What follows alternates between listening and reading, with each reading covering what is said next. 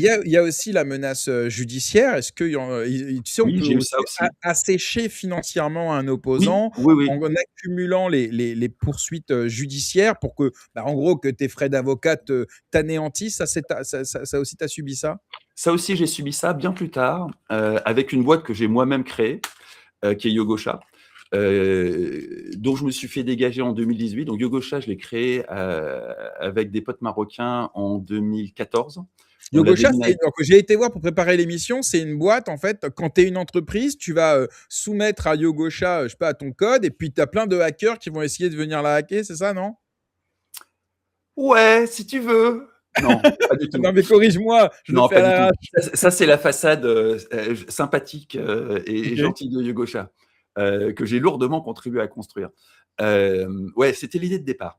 C'était vraiment l'idée de départ. C'est un modèle qu'américain, hein, donc en Bug 2013, bounty, quoi, on appelle ça, ouais. en 2013, j'allais souvent au Maroc à l'époque et j'avais des potes marocains et en 2013, j'ai un pote marocain qui était le fondateur du Parti pirate et qui était vraiment une sommité, internationale dans le hacking, avec qui je dîne. Je passais, de mémoire, c'était à Rabat, je faisais une conf, et qui commence à me parler du bug bounty.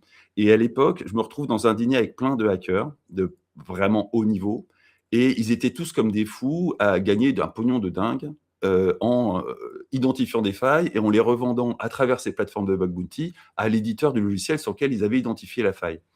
Et c'était le tout début de ce modèle économique-là.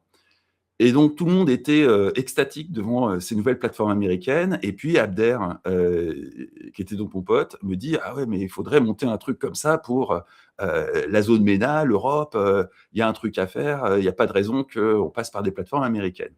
Et puis l'année suivante, en 2014, et il me dit: «Écoute, je monte avec un pote, une plateforme, est-ce que tu veux nous rejoindre?» Et je les ai rejoints et on a monté Yogosha. Et puis lui, s'est écarté du projet, ou s'est fait écarter du projet en 2016, au moment où on ramenait le projet en France. Moi, je m'en suis fait écarter en 2018 et en fait, on a passé, tout le truc de la Startup Nation, levée de fonds, les prix machin et trucs. Hem Et en 2018, c'est les investisseurs qui m'ont foutu à la porte. Au début, je pensais que c'était juste, un sale coup de business, comme il en arrive, souvent dans le business, hein. Et puis, quelques années plus tard, le mon pote marocain, m'appelle et lui avait commencé à faire une investigation sur la réalité des activités de Yogosha et en fait, c'était pas du tout ça. Ils avaient eu un coup de génie, mon cofondateur ou les investisseurs, on ne sait pas très bien, et ils se sont dit: «Bon, le modèle en SAS marche pas terrible parce que, le CAC 40 en France, il a pas trop envie de se sécuriser et il préfère faire du pen testing, c'est-à-dire un test de sécurité, plutôt que, d'envoyer des hackers qui vont trouver des trucs incroyables et qui vont potentiellement révéler que, pas terrible la sécurité». Et donc, ils préfèrent le pentest. Le pentest, c'est comme un exercice, si tu veux, c'est comme le bac, tu peux te préparer. Et si tu te prépares bien et sérieusement, tu as toutes les chances de le passer tout à fait correctement. Alors que si tu mets un troupeau de hackers qui vont regarder ton infrastructure IT, ils vont trouver des trucs que tu n'as pas forcément envie de regarder en face. Moralité, le CAC 40, ça les amusait pour faire joujou, mais ils dépensaient pas beaucoup d'argent dans ce truc-là. Et comme le modèle économique, c'est de prendre un pourcentage sur les failles vendues, le modèle économique faisait pas ses preuves. Eh ben, ils ont trouvé un autre modèle économique qui était basé sur le on-premise. Alors, la différence entre le SAS et le on-premise, c'est que le SAS, tu fais tourner ça sur ton cloud à toi, tu proposes un service en tant qu'entreprise française, et évidemment, tu obéis à la loi française et aux lois européennes. Le on-premise, tu vas installer ta plateforme de bug bounty sur une infrastructure étrangère et tu trouves un étranger qui l'opère et donc qui en prend la responsabilité juridique. Ce qui fait que tu la mets dans une autre juridiction. Et tu vas pouvoir installer tout ça dans, par exemple, les Émirats arabes unis ou l'Arabie saoudite ou le Qatar ou le Bahreïn ou la Jordanie ou l'Égypte, ou des pays qui sont vachement copains avec les droits de l'homme.